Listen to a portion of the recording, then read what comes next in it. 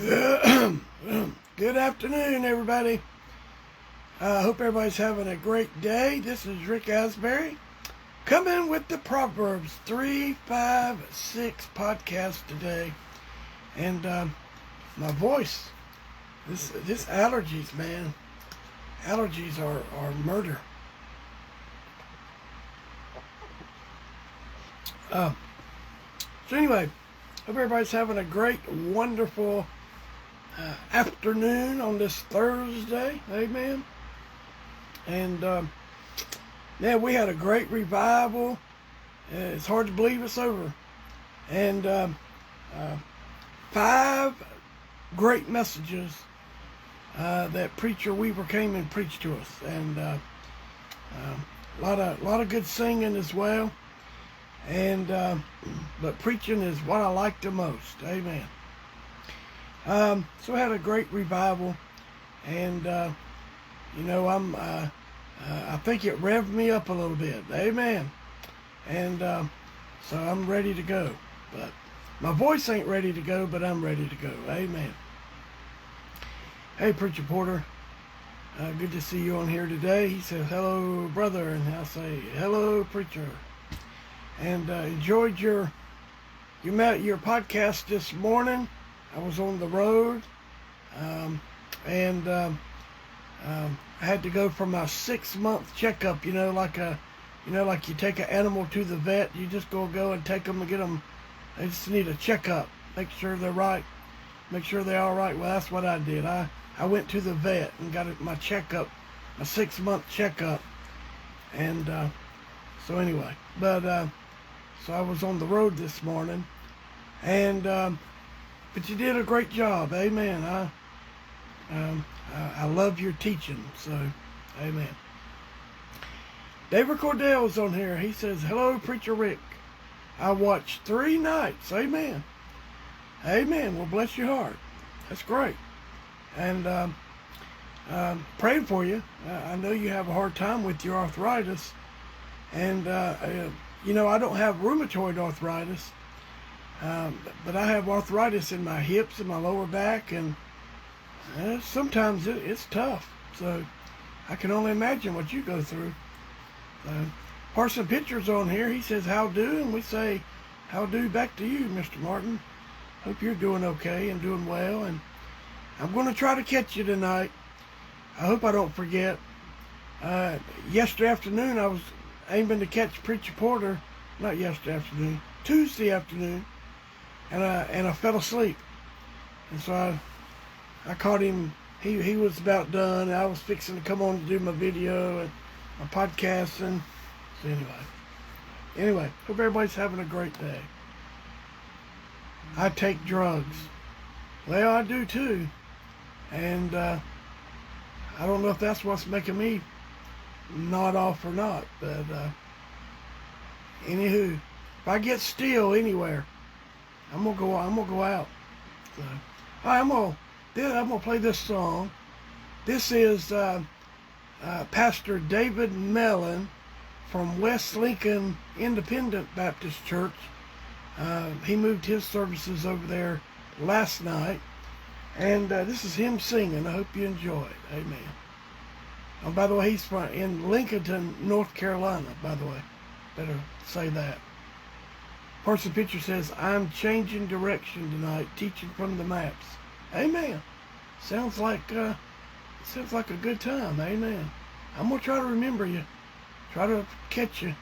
Hope I can. Amen. Deborah Cordell says, thank you for your prayers. Some days are difficult. I bet they are. And while we're talking about, pray for Alicia Perkins. She's going to be admitted into the hospital. She's been having trouble ever since she had her baby.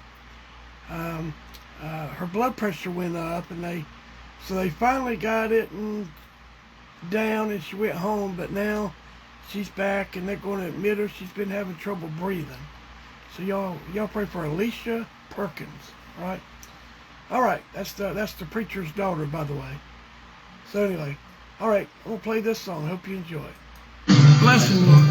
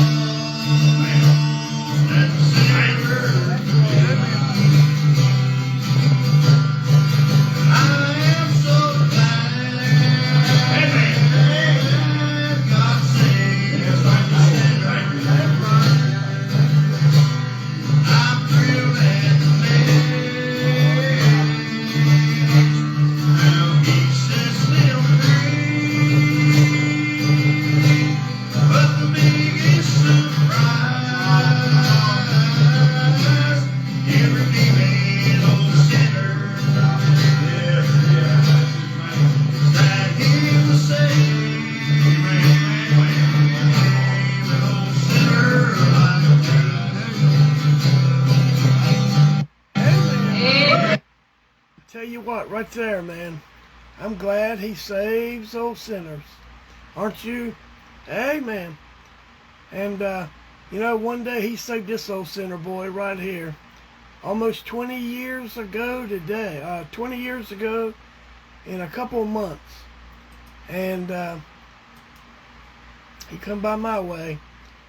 And you know what? I don't know if there's any lost people last night or any night at the revival meeting, but I tell you what, they had every opportunity to come forward and be saved. And so if they went away and they didn't get saved, if the Lord was dealing with them and they just didn't come forward, they can't say that they didn't receive the word, because they did. Amen. So, let's see here. Parts of the picture says he's seeing a surgeon in the morning. He need to have something to remove that has become a problem. Please pray. Well, sure will, my friend. Amen. Sure will. And hope it gets taken care of and it'll help you. Amen. Preacher Sunday, he says, good afternoon, preacher. So I'll say good afternoon back to you, preacher. And hope everything went well with your doctor visit today. Hope you got some relief. Amen. I know about them shots. I've had 2 in each shoulder, and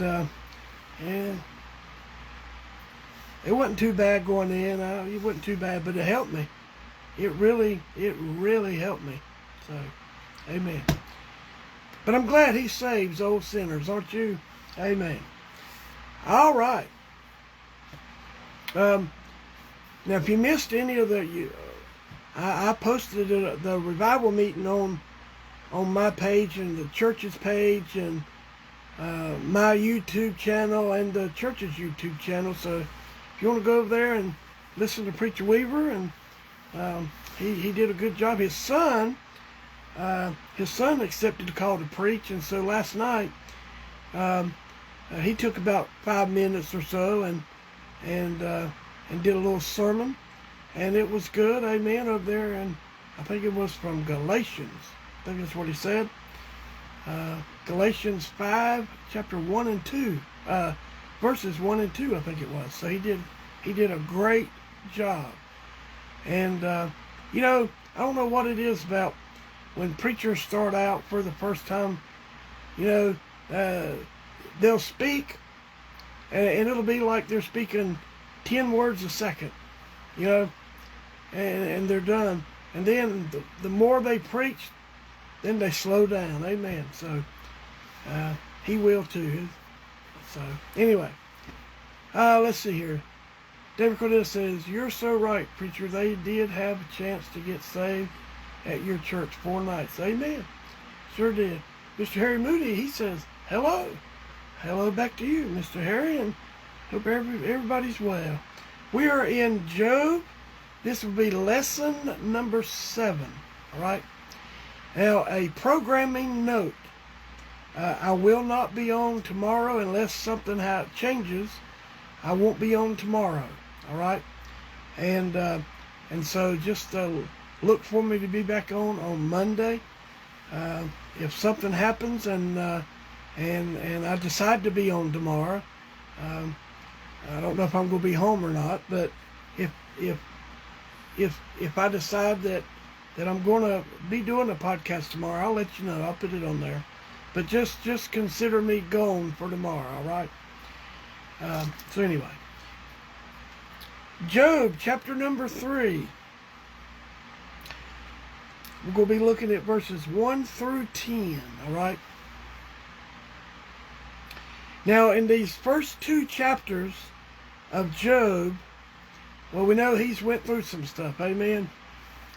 So you could, the lesson title for today would be Cursing the Day, all right?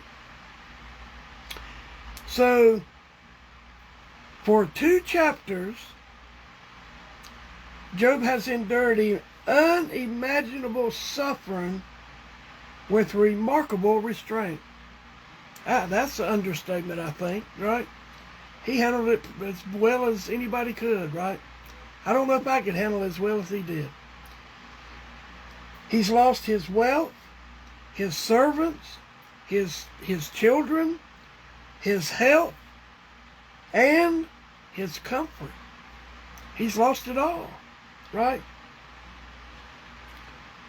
So he's lost nearly everything a man can lose, except his life. Now, he didn't lose his wife. His wife didn't run away and, you know, she just told him to curse God and die.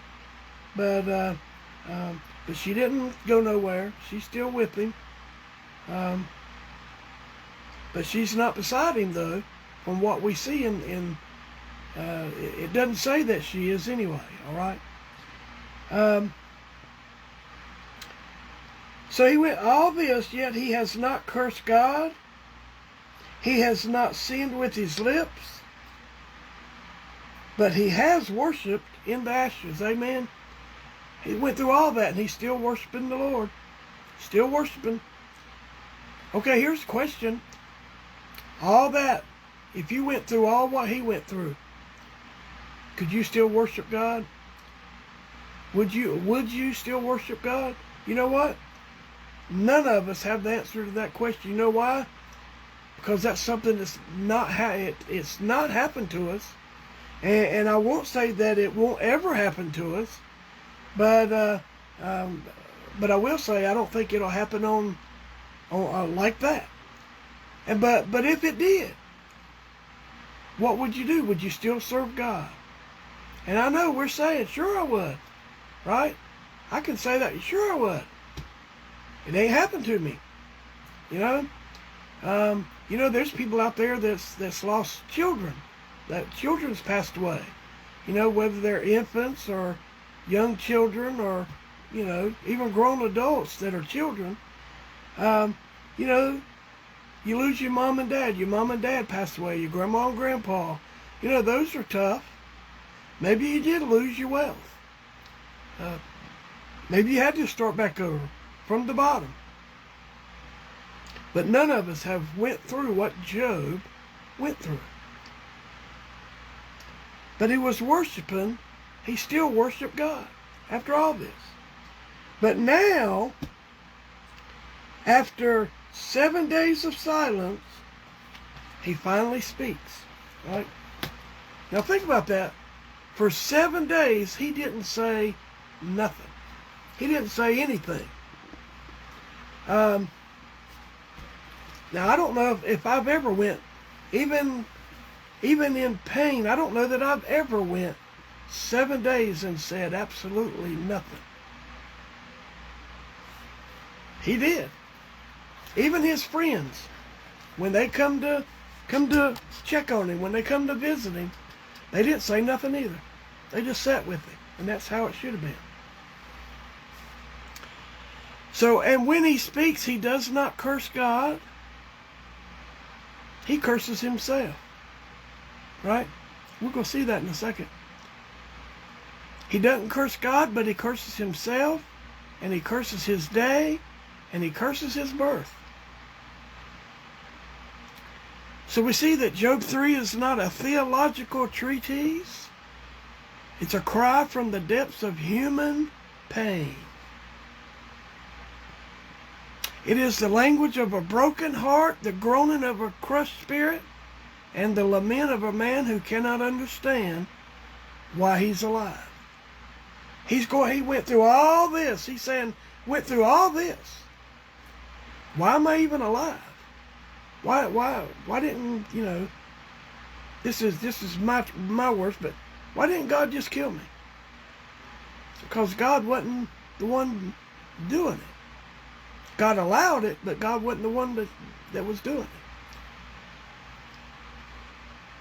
So this chapter teaches us that faith does not silence pain, and pain does not cancel faith. Amen. All right, so the first thing, look at verse number 1. After this, so after all of chapter 1 and 2, all right, all the stuff that's happened. After this, opened Job his mouth and cursed God. Nope. Cursed, no. Look what it says. Job opened his mouth.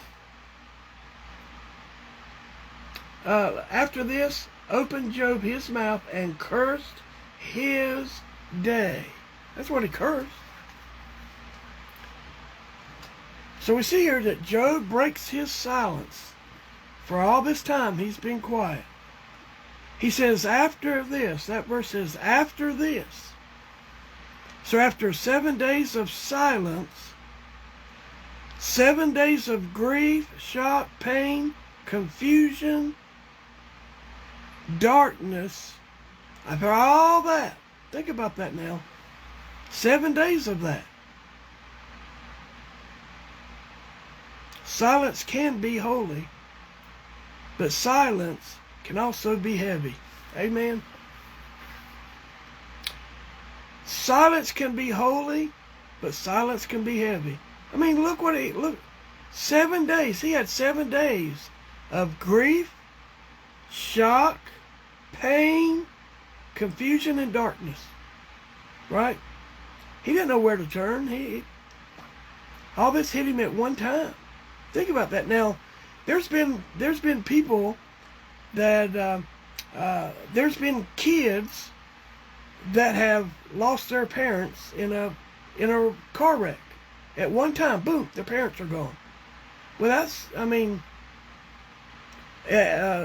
there's been parents that's lost their kids at one time in a car wreck, or in a tornado, or in whatever. A couple years ago, a couple school years ago, I'll say it that way, in Lawndale, North Carolina,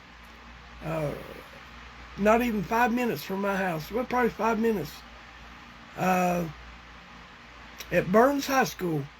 It was the end of the school day, and these brothers got in the car, and they got out, and anyway, long story of it, they ran out in front of a car, and the car T-boned them. Now, they were in a car, and the car T-boned them and killed them. I think one died on the scene, or two died on the scene, or whatever it was, and one, I think the other one died in the hospital, or he might be alive. I don't know. But at that one, at an instant, it was over. And so they were, and that family went through a lot of grief and pain and shock and confusion and darkness. They went through it. Can you imagine losing your kids all at one time? Or your parents? So it says here that Job opened his mouth. We see this is the first time Job speaks since his suffering began. Well, he just kept it all in, didn't he? It says that Job cursed his day. He does not curse God, and he does not curse others. He curses the day he was born. Why was I even born, right? This is not rebellion, it's lament. He's not rebelling on God. He didn't curse God. He didn't say, God, why'd you do this? He didn't even say, why'd you even let this happen to me? Look at verses 2 and 3. And Job spake and said, let the day perish wherein I was born, and the night in which it was said, there is a man-child conceived. So Job curses the day of his birth. Job wishes his birthday had never existed. Have you ever been that way? I don't think I've ever been that way where I didn't, I cursed the day that I was born. Even with the problems that I have, I never did that. I've never done that. I've never asked God. I don't remember if I did, why did God let me be born the way I was? You know what? Here's the thing. People want to think that when a woman has a baby, all right, when the baby's born and it's deformed or it's got some kind of problem, they think it's the mama's fault. She's sinned. What sin did she do that the baby was born this way? And that's just not the case. As we're going to see as we go into Job, because his friends really, they get on in there and it's sin. They tell him basically it's sin. You got sin in your life. That's why all this stuff come on you. That's just not so. He wants today erased from the calendar. He wants it wiped from history. And he wants it removed from memory. Think about that. This is how much pain and despair and, all this that he's in. Job is not suicidal. He's not trying to kill himself. He does not ask to die. Okay? And he does not attempt to die. He just simply wishes he had never lived. If I'd never been born, this wouldn't be happening to me. Amen. So he's going through despair. That's what it is. It's despair and not destruction. Because he's not asking to take me out of this world. So we see that his pain is emotional, right? That's why it's emotional, not theological. He's not teaching doctrine, he's expressing agony. Now, you could go through here, and there's a lot of good stuff in the book of Job that'll help you. If you're out there today and, you're suffering or you're worrying and you got stuff going on in your life, just read the book of Job. That'll help you. That'll straighten you up. You can say, well, at least I'm not as bad as he was. At least I'm not going through what he went through. And so if you read the book of Job, and it'll help you. All your woe-begons and all your dragging your lip on the bottom, all that stuff, just read the book of Job. It'll help you.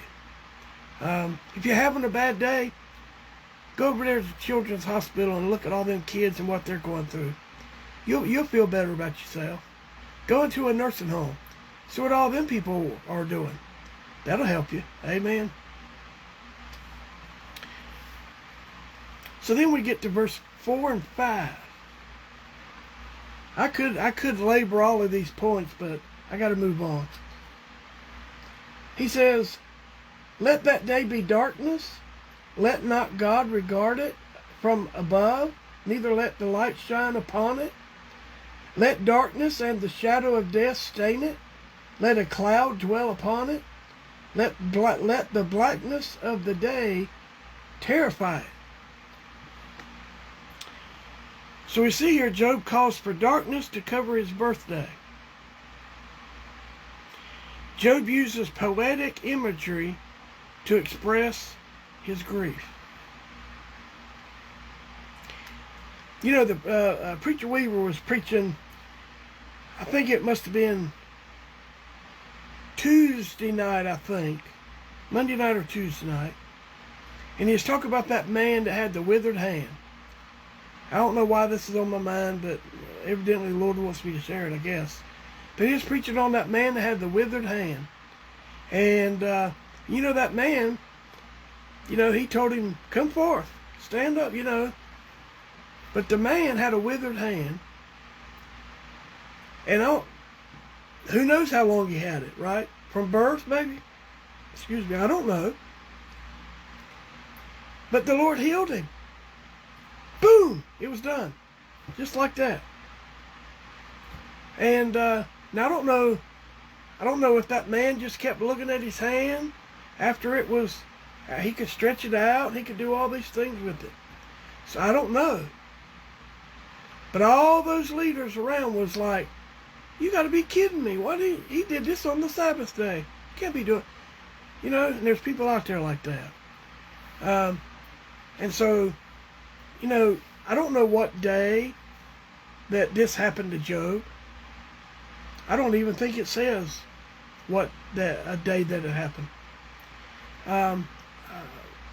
But nonetheless, it doesn't matter, really. So anyway, but Job calls for darkness to cover his birthday. He's just having it hard.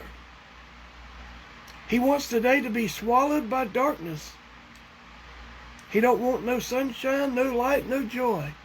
Have you ever been there in those times when you're going through something and you just, you know, you're not happy?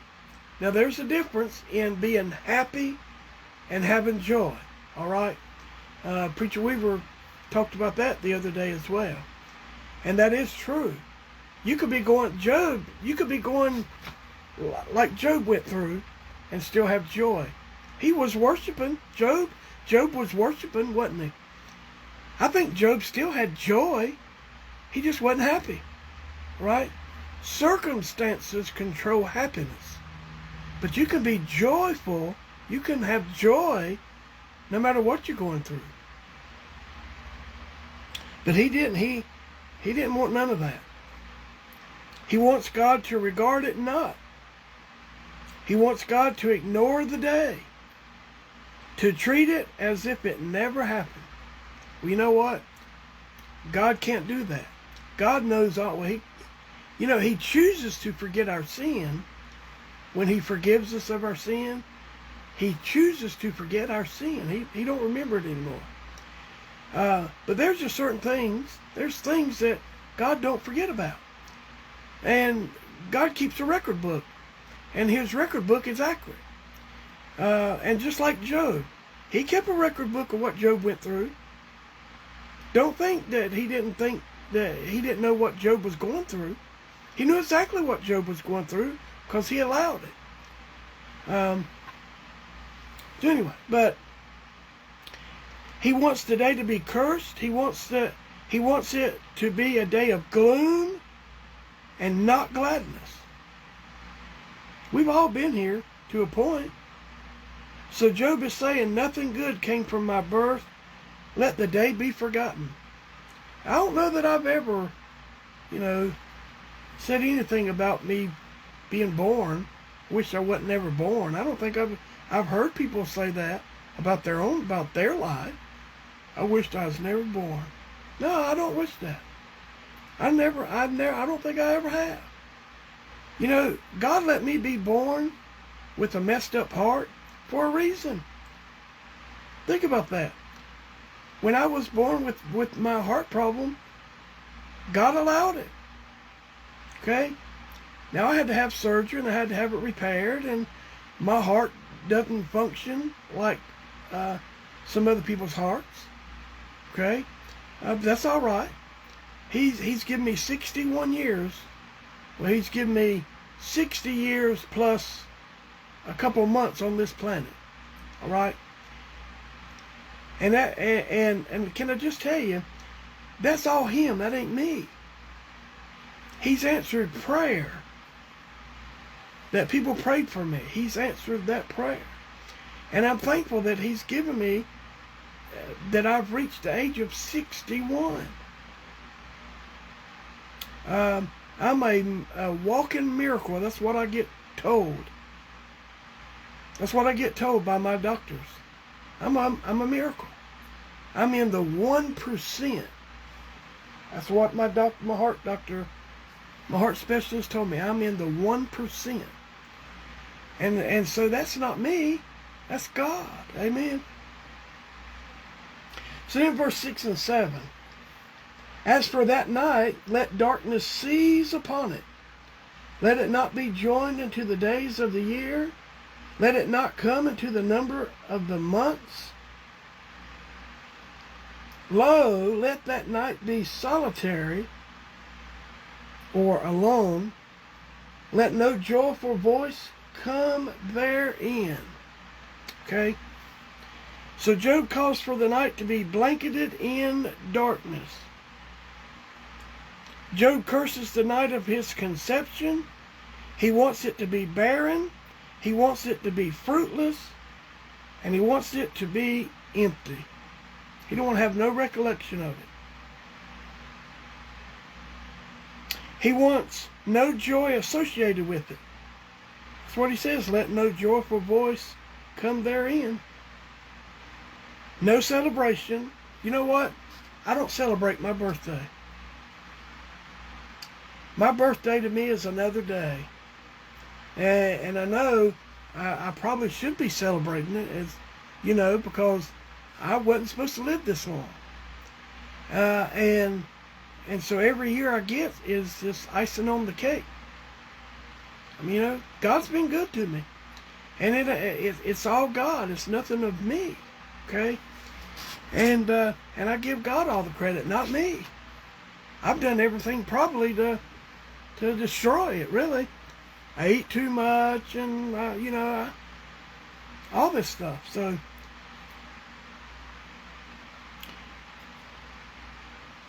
he says, let the night that brought me into existence be stripped of all joy.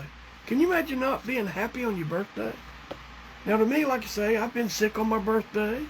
There's been things go on my birthday, and hey, it's okay. It's no big deal to me, really. I don't make when I turned 50, I didn't make it. Wasn't a matter of fact, on my 50th birthday, I was sick as I could be.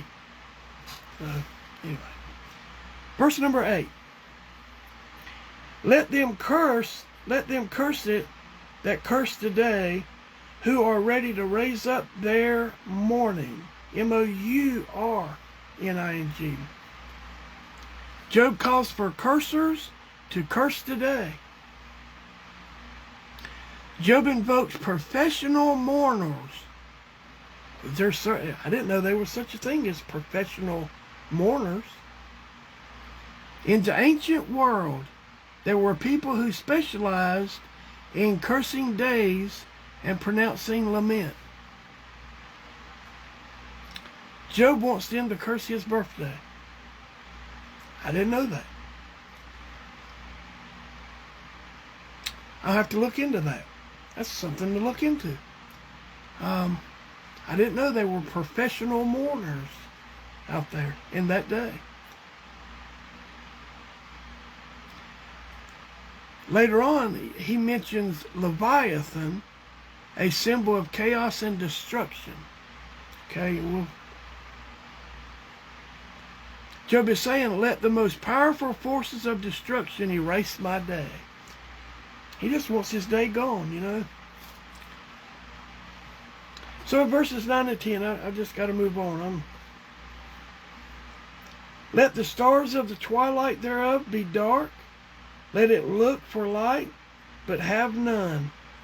Neither let it see the dawning of the day. Because it shut not up the doors of my mother's womb, nor hid sorrow from my eyes. From mine eyes. So Job wants the day to be dark and barren. He wants the night to be starless. No hope, no light, no guidance. Have you ever been there? No hope, no light, no guidance. He wants the morning to never come. He says, let it look for light, but have none. He wants the night to be endless. Now, over there, you got to understand, when it got dark over there, it's not like it is, unless the moon was out over there, it's dark. It would have been pitch black dark over there. Okay? And you'd have really been able to see the stars. And, now if you want to see the stars, you got to get in a dark place to see the stars. But that's what he says there. He explains why. Because it shut not up the doors of my mother's womb. Job wishes today had prevented his birth. He is not angry at God. He is crushed by life. Life has done him in, right? The devil has done him in. He don't know that yet.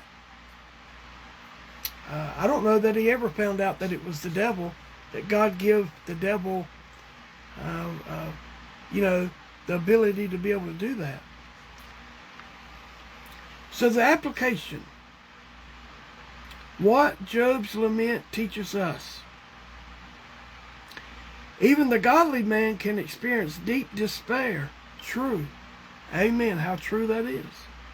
Job is righteous, yet he is broken. Lament is not sin. Job curses his day, but God does not rebuke him. Pain can distort our perspective. Amen. I'll say amen, amen, and amen, right? Job is speaking from agony, not theology. You say a lot of things when you're sick, and when you're, when stuff's happened to you. When you're in pain, you're discouraged. There's a lot of things that happen to you when you're sick, and maybe you're in like David Cordell. He's in awful pain with his rheumatoid arthritis.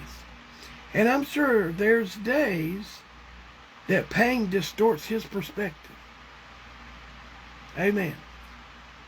And I'm sure there's times that he speaks from agony. I've been that way. I'll be in a lot of pain and I got a short fuse, right? God allows honest emotion.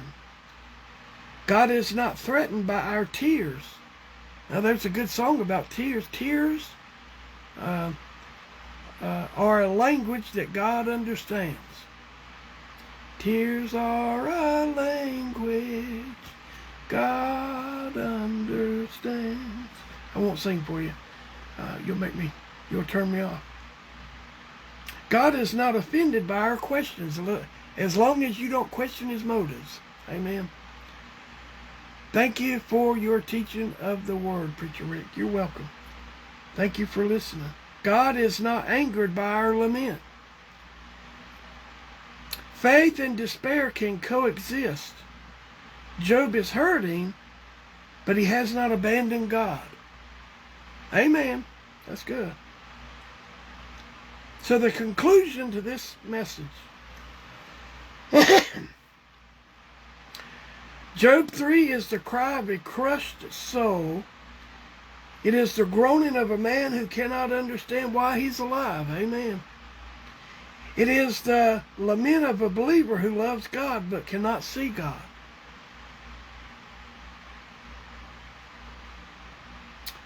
This chapter teaches us that God welcomes our honesty. He welcomes our tears. He welcomes our questions. And he welcomes our lament. So we see that Job cursed his day, but he did not curse his God. And that is the difference between despair and rebellion. Of course, they say rebellion as the sin. It's as the sin of witchcraft. That's what it says about rebellion. It is. Hope you got something out of this today. And I went through it pretty fast. My time, I didn't want to go way over my time, but so I hope I made sense, and I hope it encouraged you. Amen. And so just go back and read Job. It'll help you when you're in your time that you're in despair and all this. Just if you read Job and see how he handled it, that's a good example for us to see, for us to handle things that come into our lives. Amen. So Deborah Cordell says amen and amen. Yes, pain and pain. So all right, so Lord willing, I'll be back on Monday. All right, won't be on tomorrow, so I'm not planning on being on tomorrow, and so I hope you'll join me back on Monday. Pray for your pastor for Sunday, and I know my pastor, he's going to be fired up for Sunday, and I will too, and I don't know what kind of devotion that I'm going to give, but it's going to be a good one, I bet. So anyway, all right, and at the 1st of May, the first Sunday in May, I'll be starting to teach Sunday school at the church, so you'll be praying for me. I'm going to be, if the Lord doesn't change my mind, I'm going to be teaching on the atonement. 12 lessons on the atonement. That's a quarter. That would be a quarter. So, anyway. All right. Harry Moody says, amen. Blessed again. Well, thank you, sir. Thank you for coming on, listening, and commenting. Thank you for being faithful to watch. I appreciate it. I really, really do. And remember, there's all these people that you can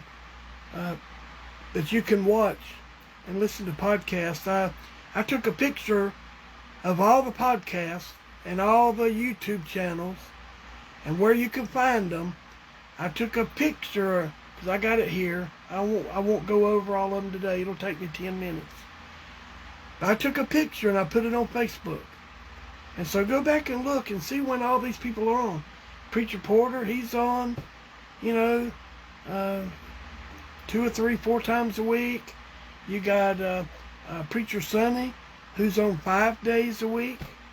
You got Mr. Parson Pitcher, Mr. Martin. He's on Mondays, and he's on a couple days a week.